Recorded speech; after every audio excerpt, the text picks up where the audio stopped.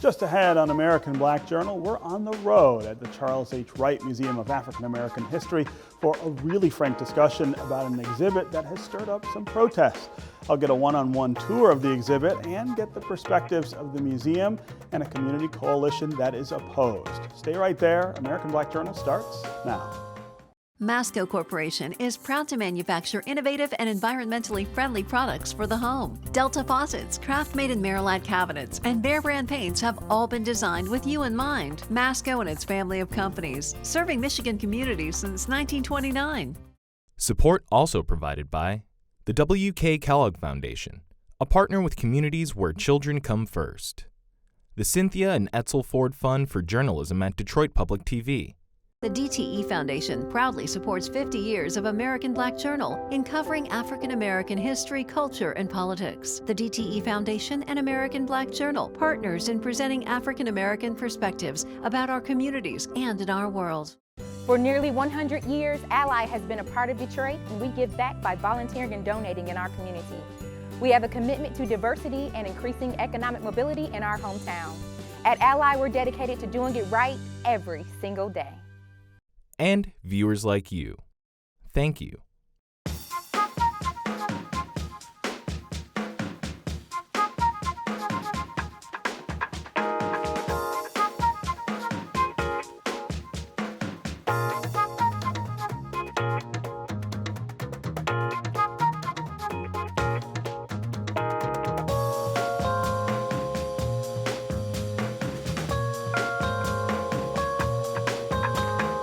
Welcome to American Black Journal. I'm Stephen Henderson. We're at the Charles H. Wright Museum of African American History for today's program. We're going to take an up-close look at an exhibition that has caused some controversy. It's called Slavery at Jefferson's Monticello, Paradox of Liberty. The exhibit focuses on slavery at Thomas Jefferson's plantation. I took a tour with museum educator Doug McCrae. Where we're standing, of course, is in front of a picture of the home of Sally Hemings, who, of course, takes center stage almost in this exhibit. There's a lot about her, about the Hemings family, and, of course, the other slaves who lived at Monticello. Yes, the various other families that were enslaved on that plantation as well. Yeah. And as you say, Sally Hemings taking center stage, as it should be. Yeah. So talk about the importance of this exhibit in this museum, in this city, at this time. For me, the first thing that I learned once this exhibit was installed was that Thomas Jefferson had 600 people enslaved. At his now, home. before this exhibit was installed, I knew a bit about Sally Hemings, but I did not know about 600 people. So for me, the importance is that I now have 599 other people whose spirits I can pray for. Mm-hmm. Whose names you might know? Names might have known, yes. Yeah. Or as they can be used as a source of strength to draw from the ancestors. Yeah. So those things, for me, make this exhibit very, very important. You know, we're going to go inside in a little and look at some of the detail. I took a walk through and a couple things jumped out at me.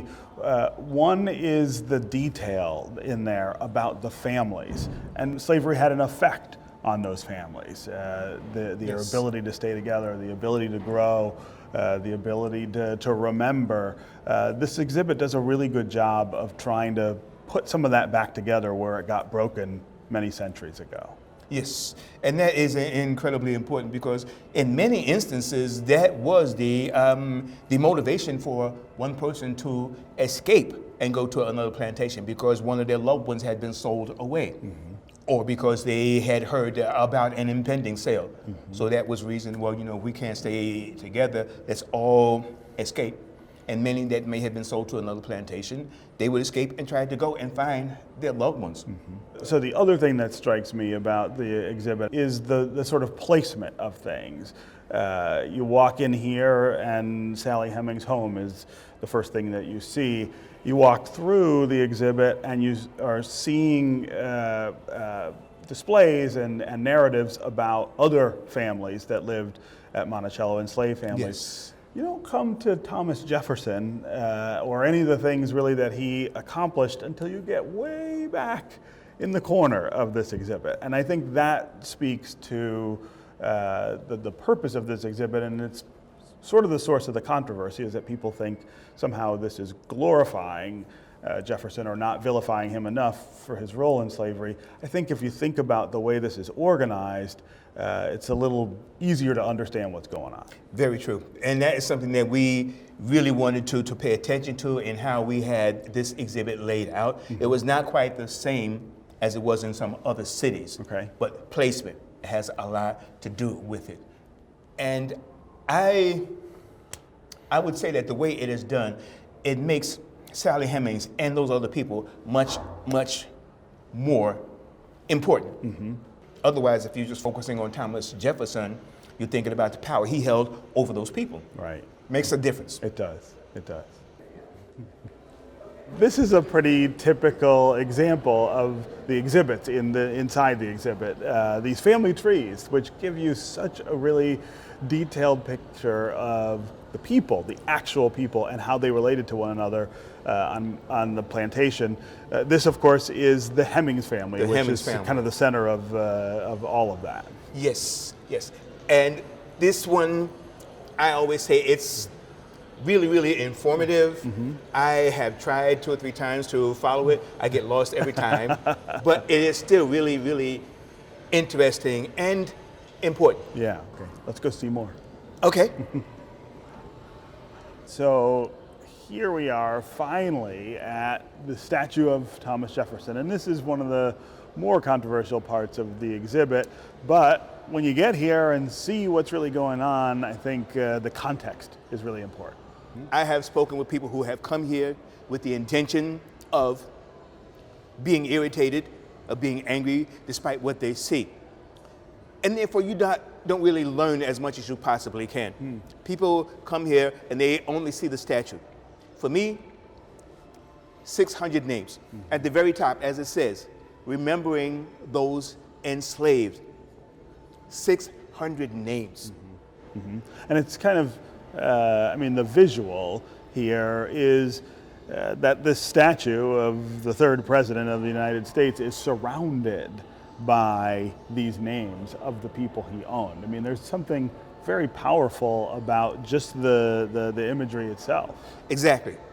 Even though what we have here is only 600 names, I like to imagine if each one of those names had a child and they had a child and that wall was expanded, ultimately, Jefferson would be completely hidden. Yes. And for me, that is an example of how unimportant he is to this exhibit Right. about Sally Hemings and those people who were enslaved Yeah. on those many plantations. Yeah. Let's keep going. Yes. Yep. Talk about what's here. This really tells you everything you would want to know about the person Sally Hemings was, not the figure that we think of when we think of Jefferson and slavery. Right, and that is very, very important to regard Sally Hemings as a person, much more than just a woman who had children with Thomas Jefferson. Because of the thing that she did, she made it possible for her children to have a much, much better life than she did. And when it's all said and done, as we can see, Sally Hemings was simply, yes, an enslaved woman, but she was also a world traveler. Sally Hemings was a mother. She was someone's aunt. She was a sister. Okay, Doug McRae, thanks very much for showing us through the exhibit here at the Wright. It has been my pleasure. I hope Yeah. you'll come back soon. Yes. Joining me now is the Wright Museum's president and CEO, Neil Barclay, along with Dr. Gloria House from the Black Legacy Coalition. Good to have both of you here. Great. Thank you. Yeah, Thank you yeah. for inviting me. So, Neil, I'm going to start with you. Talk about the importance of this exhibit. Talk about the importance of having it here at the Wright. Well, I think the exhibit, as all of the exhibits that we hope to present at the Wright, presents a variety of different access points and stories. This one happens to be grounded in Jefferson's Monticello, but it talks about everything from the Sally Hemings story, the enslaved people of Monticello, the artisans that created it, and then also gets into the issues of Jefferson's paradox, as they call it, in the exhibit, of having tried to reconcile in his mind how it was that he had 600, 900 enslaved people, and yet also is the author of the Declaration of Independence. So, you know, the exhibit, I think, for us, just allows us, you know, the exhibit is just a starting point for the discussions that we have at the Wright.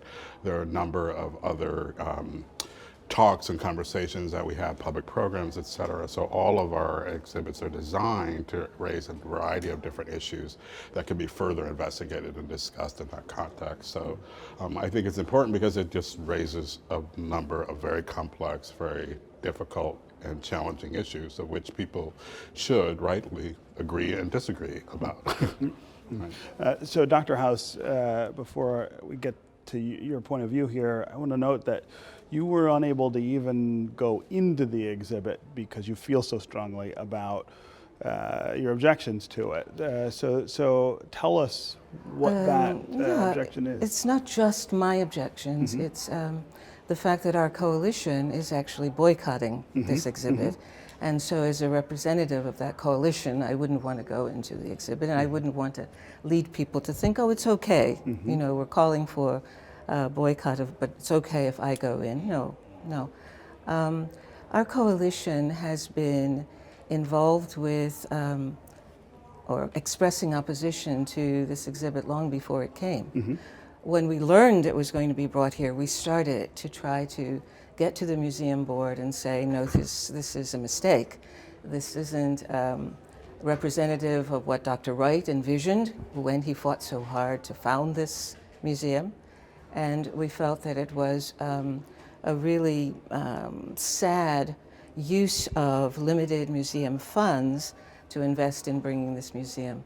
We think that this exhibit, we think the exhibit seeks to falsify the reality of slavery on the Monticello plantation by sort of wiping out all of the terror and violence that would have been necessary to keep 600 enslaved people working and laboring from sun up to sundown.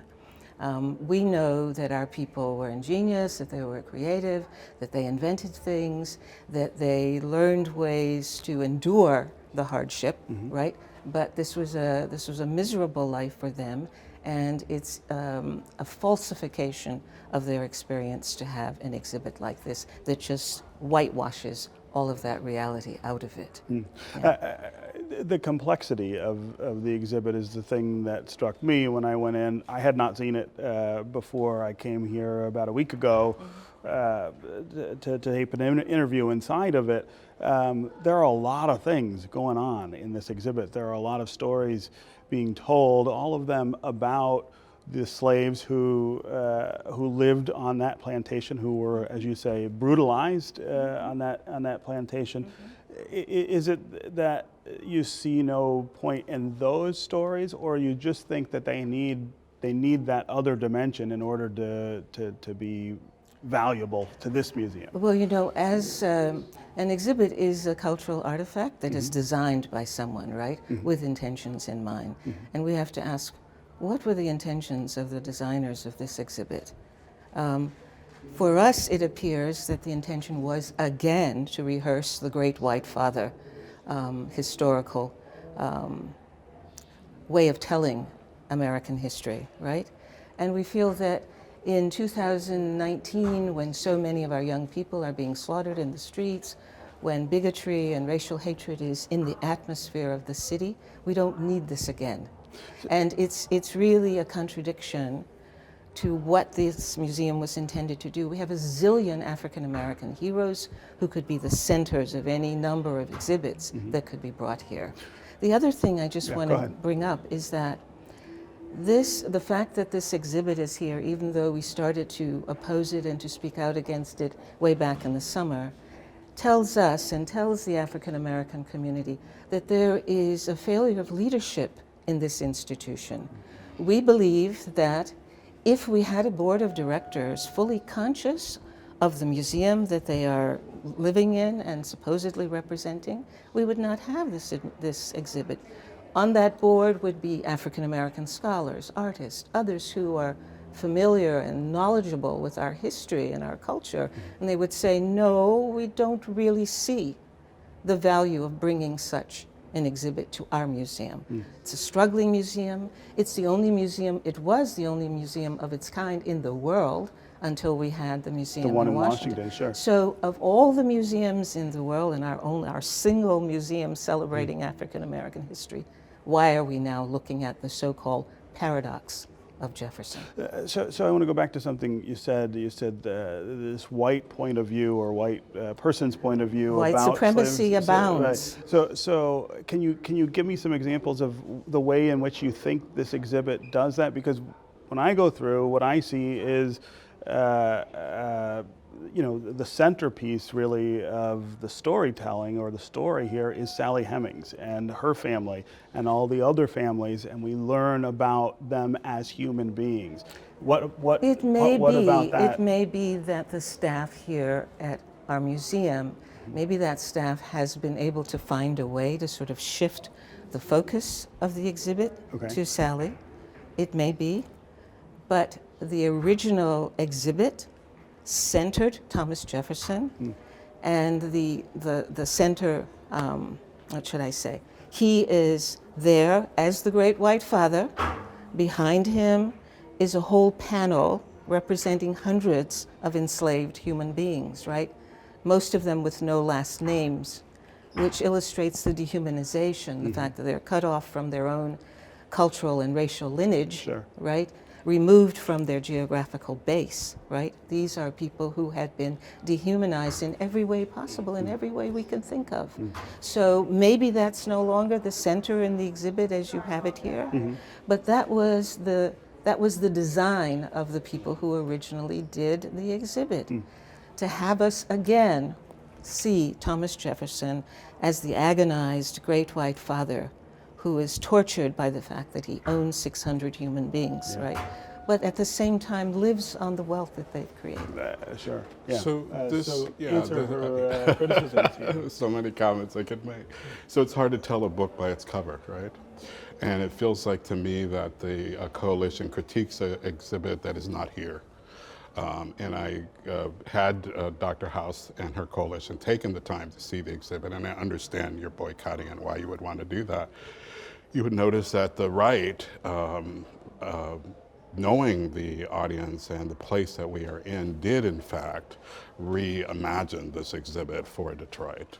And one example of it is a simple tombstone that you see here that does not appear in any other representation of this exhibit anywhere, as well as the enslaved ancestors.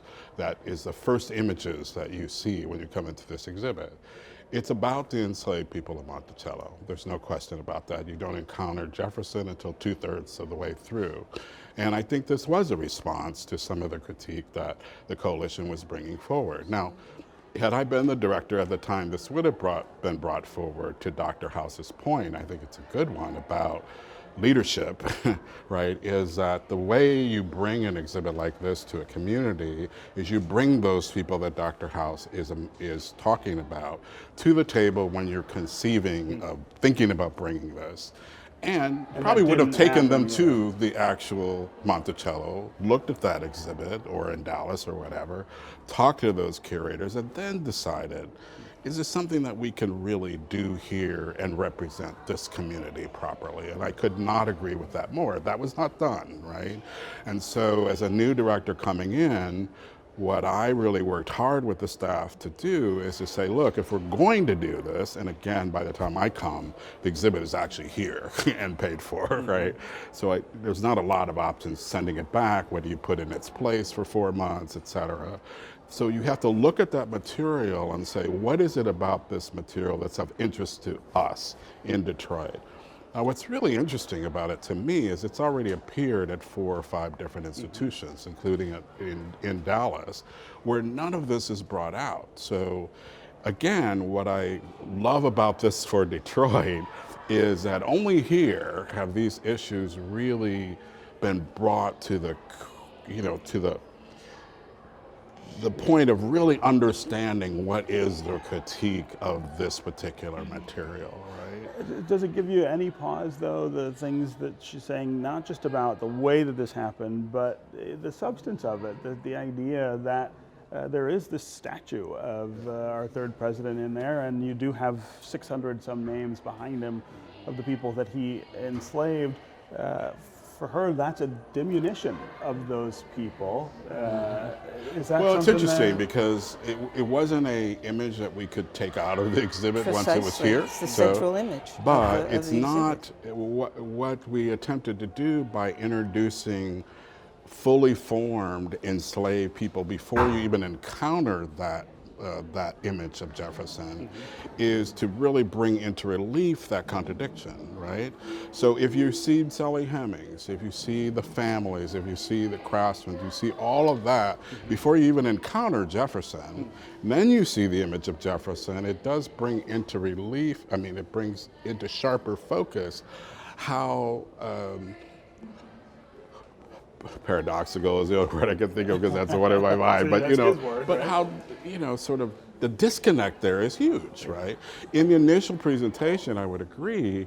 It just sort of appears like, oh, you know, there's, you know, you get this first image of him, you get the other images, but the storytelling of that is the exact opposite of what we were attempting to do. I just want to say something. We haven't come to this point.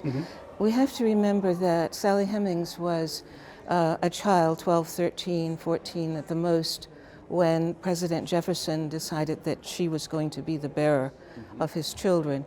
Some people say 6 children, some say 7. I know that one child didn't survive.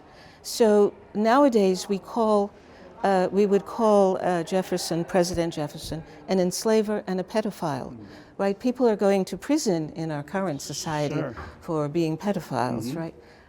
Yet we are willing, in this one institution that celebrates African American history, we are willing to bring in images of this kind of person. I want to come back to the problem of leadership in the museum. You can go to the web and see who are the people who sit around the table in museum leadership, and you will see who are on the board. You will see that for the most part they represent banks and corporations. Of course, General Motors, Ford, Chase Bank, Comerica Bank, Bank of America, et cetera, or private law firms. We don't have anyone on that museum board who could be said to be a scholar of African American history or of African American culture, for example, right? We have extraordinary leaders in our community in Detroit who would have said no instantly to this exhibit, right? It does not serve us. Who is served by this exhibit? Doesn't serve our children, doesn't uplift them.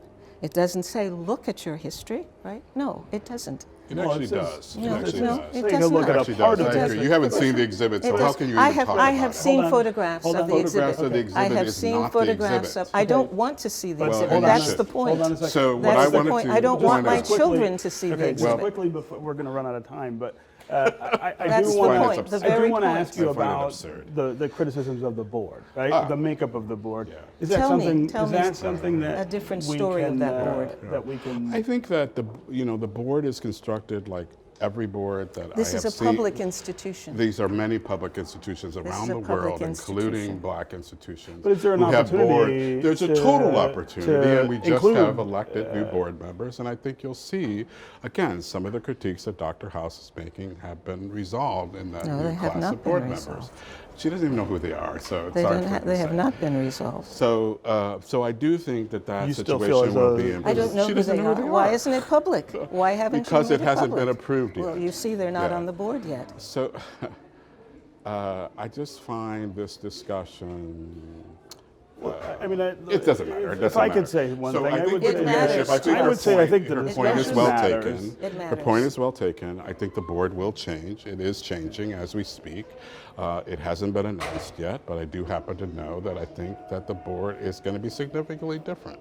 And that's all we can do. You know, it's an evolutionary process of, you can't just get rid of the entire board, bring on a new board, right? There are people that. We don't really expect been you to with get it. rid of the whole board. No, we but just we've expect added some additional people. equality We've added of need additional representation. people, and I think you will find that that's the case. So All right. I'm Well, not I concerned. appreciate. Sorry, it's no, hard it's for okay. you. I appreciate both of you being here and really doing a great job of expressing what your point of view is on this really important issue. And I hope that there's an opportunity for further discussion hope so. between. I did want to the say, two though, sides, that yeah. there is a comment board in the exhibition. There is, Of right. people who have actually seen it and their comments on what their takeaway from it. And I would just ask people to look at that. She's representing a point of view of a part of the community. I respect that. But there are also other points of view of people who have actually seen the exhibit and what they drew from its content. May and I think that's express an important, ask? too. Sure. I would ask that people do not come to this exhibit. I would ask that they do. Well, you Well, go already ahead. said. Go ahead. Go ahead, Can Dr. Ross. Can I just finish?